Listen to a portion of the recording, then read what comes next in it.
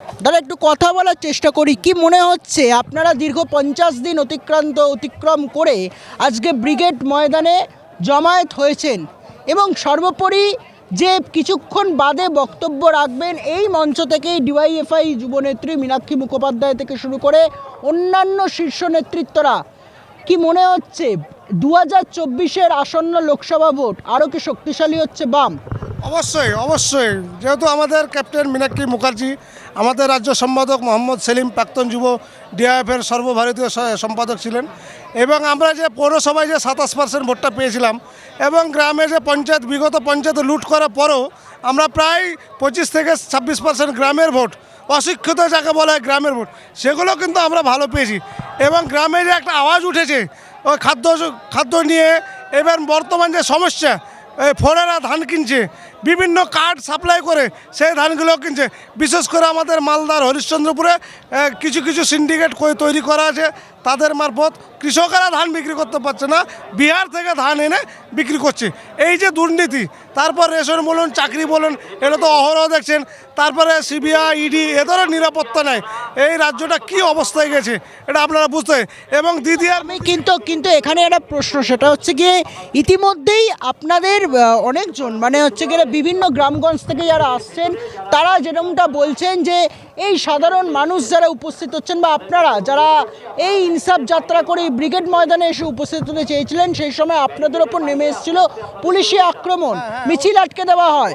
এই বিষয়টা কি বলবেন? এখানেই কি আজ থেকে শপথ গ্রহণ হয়ে গেল 2024-এর লোকসভা ভোটে ভোট ব্যাংকে জবাব দেবেন? অবশ্যই অবশ্যই, আমরা এই যে 24-এর লোকসভা ভোট আছে, এখানে আমরা ব্যাপক হারে জবাব দেবো টিএমসি এবং বিজেপিকে। এই যে যারা সাম্প্রদায়িক নিয়ে আমাদের যে 50 দিনে এত অন্যায় অত্যাচার করার পর আমরা ইনসাফ যাত্রা সুষ্ঠুভাবে সম্পন্ন করতেছি।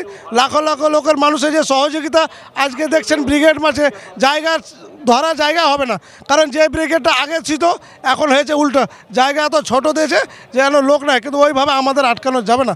আমাদের জনগণ একদম ঠিক আছে। চুরি দুর্নীতি দুই সরকারের আঁতাতের বিরুদ্ধে আমাদের এই যে 24-এর ব্যালট বক্সে আমরা তার প্রমাণ দেবো। এটা হচ্ছে। আপনি কোথা থেকে আসছেন? মালদা হরিশ্চন্দ্রপুর থেকে। আমরা ওখানে অ্যাবসুলেটলি আমরা ক্ষমতায় আসি। 1 নম্বর ব্লক হরিশ্চন্দ্রপুর। মালদার 1 নম্বর ব্লকের মানুষেরা আশাবাদী যে এবছরে যে ব্রিগেড সমাবেশ হতে চলেছে 2008-এর পর 2024 দীর্ঘ 15 বছর পর ডিওয়াইএফআইয়ের নেতৃত্বদের এই ব্রিগেড সমাবেশে কোথাও গিয়ে কার্যত আজকে বলেই দিচ্ছে যে আগামী দিনে 2024-এর যে লোকসভা ভোট আসতে চলেছে সেই লোকসভা ভোটে তারা ভোট ব্যাংকে জবাব দেবেন। এবং আজকেই এই ডিওয়াইএফআইয়ের যে মঞ্চ এবং ব্রিগেড থেকে তারা শপথ গ্রহণ করছেন যে এই দুর্নীতিবাজ দাঙ্গাবাজ যে সরকার, কখনো বিজেপি বা কখনো তৃণমূলের শীর্ষ নেতৃত্বরা, তারা যেরকমভাবে সাধারণ রুজিরুটির মানুষের সঙ্গে বঞ্চনা করে যাচ্ছেন, আর এই বঞ্চনা দেওয়ার জবাব, সঠিক উত্তর হয়তো আজ সেই উত্তরের শপথ নিচ্ছেন আজ তারা।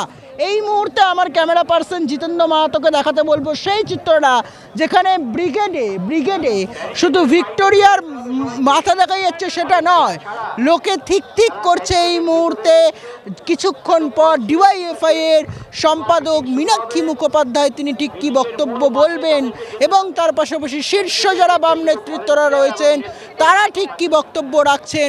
এই বিষয়গুলো কিন্তু এখন খুবই সামনে আসছে। আর সাধারণ মানুষের, এই খেটে খাওয়া মেহনতি মানুষের বহিঃপ্রকাশই হয়তো ব্রিগেড সমাবেশ। এবং গতকাল মীনাক্ষী মুখোপাধ্যায় তিনি ঠিক এইটাই দাবি করেছিলেন যে আপনারা লোক সংখ্যা দেখে নেবেন এবছরের ব্রিগেডে ঠিক কতটা হয়, এবং কিছু লোক তাদের নিজেদের ক্ষোভের বহিঃপ্রকাশ তারা ফুটিয়ে তুলছেন আজকের ব্রিগেড সমাবেশের মাধ্যমে।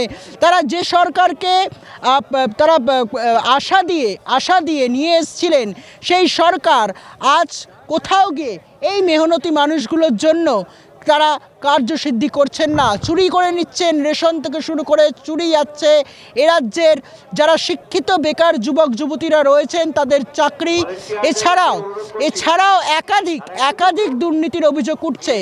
আর তাও রাজ্য সরকার নিশ্চুপ এবং এই ইনসাফের বিচার চেয়েই আজকে এই সকল সাধারণ মানুষরা ব্রিগেডের ময়দানে যারা উপস্থিত তারা ঐক্যবদ্ধ হয়ে জবাব দিচ্ছেন এবং শপথ গ্রহণ করছেন 2024 আসন্ন লোকসভা ভোটে তারা ভোট ব্যালট বক্সে আসল জবাব দেবেন। পরবর্তী পরিস্থিতি কোন দিকে যায় সেদিকে থাকবে নজর রাখুন শুধুমাত্র ভিশন প্লাস নিউজে। ব্রিগেড থেকে ক্যামেরায় জিতেন্দ্র মাহাতোর সঙ্গে বিদীপ্ত বিশ্বের report, vision plus news, Kolkata. আমরা সততার সাথে কথা বলি।